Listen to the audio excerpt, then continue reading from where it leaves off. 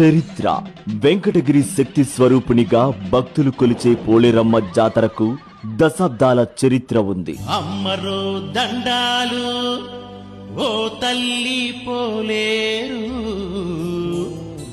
ఓసారి కనిపించు తల్లి పోలేరు. అమ్మా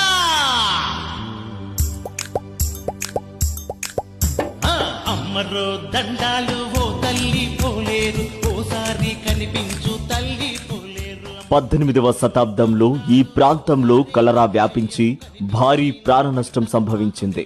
వెంకటగిరి సంస్థానాధీశులు ప్రజల సంరక్షణ కోసం శీతల యాగాన్ని ఘనంగా నిర్వహించారు.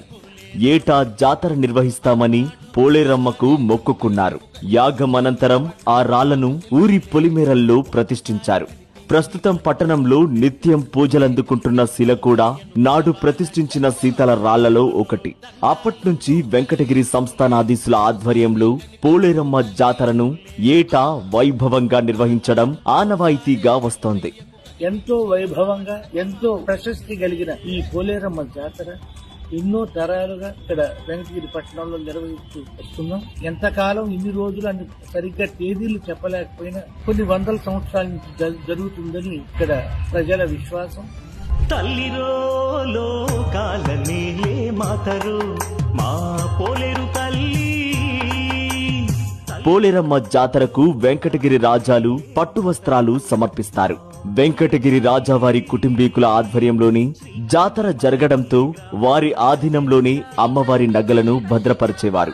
ఏటా పట్టు వస్త్రాలను మాత్రం రాజ కుటుంబీకులు అందించే సాంప్రదాయం కొనసాగుతోంది. 1992 నాటి నుండి ఆంధ్రప్రదేశ్ దేవాదాయ శాఖ ఆధ్వర్యంలో ప్రతి సంవత్సరం ఘనంగా పోలేరమ్మ జాతర జరుగుతూ వస్తోంది.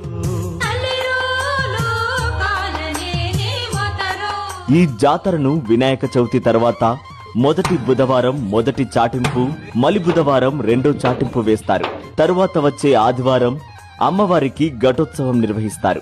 బుధ గురువారాల్లో రంగరంగ వైభవంగా జాతరను దేవస్థానం నిర్వహిస్తోంది. అమ్మవారి మిరాసీదార్ల ఇంట్లో 2 పచ్చిమట్టి కుండలకు ప్రత్యేక పూజలు చేస్తారు. అనంతరం వాటిని మిరాసీదార్లు అమ్మవారి సేవకులకు అందిస్తారు.